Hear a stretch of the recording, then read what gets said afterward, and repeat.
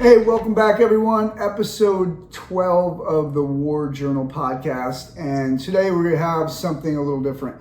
I'm going to take a break from reading the book, and what I want to do is I want to talk about a really funny event that occurred during Desert Storm. And it really reflects about my character and my personality, and also kind of the role I took on while I was in Desert Storm, as I was in transition to trying to get a leadership role as a team leader, but still trying to help out the platoon and the teams. So as I talked in the past, I would go back to either Camp 15 or Camp 5, and I would go back there to get intel, and I'll talk a little more about that in the next couple episodes. And it was one of these events where I just grabbed one of the Lance Corporals and I said, we're gonna go back to Camp 15. We had been asking for ammunition and different supplies to support us when we went out on mission, and the lieutenant was dragging his feet, and it was at this point where I said, kind of like a gunny highway type of mentality, adapt, improvise, and overcome. So I grabbed my Lance Corporal and we said, we're going back to Camp 15.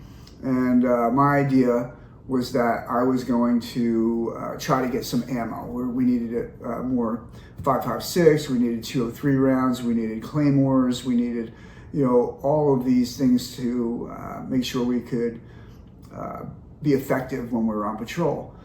So we drive back to Camp 15, and as I explained in the opening, it's a big metropolis, in the middle of the desert, and it's very confusing.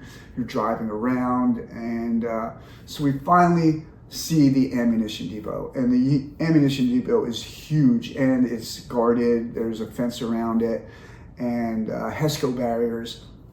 And so we pull into the entrance, and I have no plan on what I'm going to do. However, as I said previously, I was issued a 9mm. I had a Beretta 9mm, and I had a uniform that didn't have my rank on it, and I had a hoodie. And what I did is I had a holster, and in my holster I kept my 9mm. And typically officers would be wearing the holster in the 9mm. And so they're easily recognized and they're differentiated from their enlisted counterparts. So I tell the Lance Corporal just to park the vehicle, and I said, I'll be right back, and I walk in. So I walk into the ammo depot and go through the front doors, and I walk in, and there's this very long desk, and not a desk, but kind of like a divider with a countertop. And so I walk in the door, and I see there's a gunnery sergeant, and he's talking with somebody, and I didn't really see who it was. So I walk in, and I just stand there for, maybe 30 seconds, 45 seconds, and I look over a couple times, and, they see me, but they don't say anything. And, so I'm there for about a minute now, and I'm not a patient person. So I look over, and, they kind of see me, and finally I say, hey, Gunny, can I get some fucking help here? And he looks at me, and then he sees the 9mm, and he comes running over. Oh, sorry, sir. How can I help? And the minute he said that, I just went with it. It kind of clicked in my head. I said, well, hey, I'm running a recon team, and we're up on the border, and we need some ammunition. Can you hook us up? And he's like, yes, sir. What do you need? And I was like, and I had kind of a list in my head, and I had written out some things that we needed, and I kind of pulled out the piece of paper, and he's like, hey, do you have a driver? And I'm like, yeah, hold on one sec. And I kind of walk out, and my Lance Corporal's looking at me. I go, hey, Lance Corporal, pull the vehicle around. He's looking at me who are you talking to? And he pulls the vehicle around. The gunny kind of said, well, I'll get you over here and tell me what you need. And, so I give him the list, and after about 45 minutes, we're stacking ammunition onto the back of the Humvee. We have 203 rounds, we have 5.56, claymores, we have all, it was for me, it was Christmas. And so Lance Corporal's like looking at me like, what's going on? I'm like, just don't worry about it. He didn't say anything. And the funniest part is, well, there's two funny parts, but we get done and we go back into the ammo depot, into the office. And he's like, well, sir, and I think I'm done. He's like, sir, well, before you take off, you got to fill out this form. And, he's writing down all of the things that we did and what we procured. And so he hands me the sheet. And he's like, I need you to sign for that, sir. And I'm like, roger that. So I just write down my lieutenant's name on the sheet and sign the name. I hand it back to him. Thank you very much. We get out of there. So Lance Corporal, I jump in the Humvee. Lance Corporal's like, what was that all about? And I tell him the story. And he is dying laughing. We are just like laughing the whole way back. So we get back to our, area where we were just, off the border. And so when we pull in, I told, Lance Corporal, I said, hold on, let me go talk to the team leaders and, we'll figure out what we're going to do. So I go grab the team leaders real quick and they're like, what? You did what? And I'm like, just don't worry about it. Just get everybody together. So what we did is we moved away from the headquarters area and we parked the Humvee. We brought the other Humvees over. And like I said before, it was like Christmas. We were loading crates of ammo from one Humvee into the other. So each team had, ammunition. And unbeknownst to us, the staff sergeant who had previously, been eyeballing me, saw what was going on. And he comes over and he's, hey, what's going on over here? Hey, where did you get this ammunition? And the other team leaders, just were quiet. They didn't say anything. And, nobody wants to dime each other out. And I sat there and I was like, I got it, Staff Sergeant. He said, what do you mean, what do you got?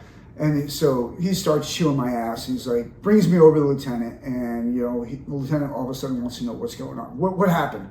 So I tell the lieutenant, listen, I just went back to Camp 15. We got some ammo. We needed the ammo. And he wants to get me in trouble. So what does he do? He brings me to the company CO. And as I said previously, the company CO and I had kind of a good relationship because of my time in recon and the respect he had for me as an operator. So the lieutenant is talking to the company CO and telling him what I did, and it was really funny because the company CO was like, "Hey, Corporal Sisco, so let me get this straight. You took a Humvee without permission. You drove back to Camp 15. You got all the ammo that we needed, and then you came back on your own. Is that correct?" And I'm like, "Yes, sir." And he's like, "Okay. I just have one question for you." And I was like, "Yes, sir."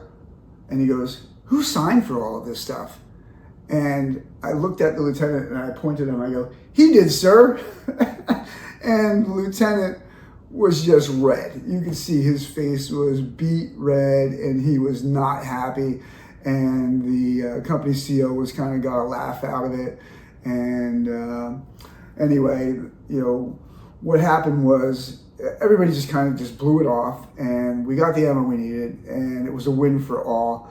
But that definitely created more animosity between the staff sergeant and myself and the lieutenant myself, which you'll see as we go forward in the war journal, how that played out in some in certain things that happened.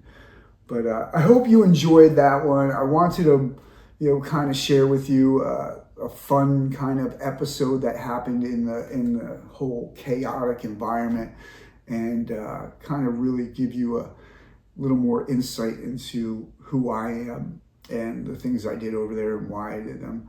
And anyway, until next time, have a good one, and I can't wait to read the next couple journal entries and share with you some other funny events, but really build up into the war.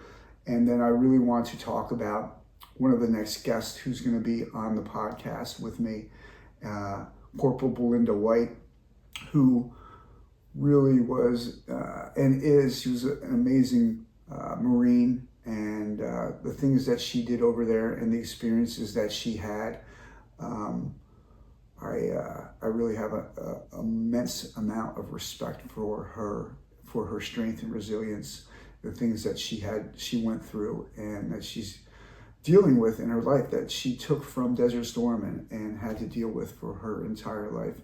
And I really am looking forward to sitting down and having a discussion with her about what she went through in Desert Storm. And I believe that, like the episode with Brian Michigan, this episode will be very powerful and provide insights into how people have to deal with trauma in their lives and adversity in their lives and different ways of managing that.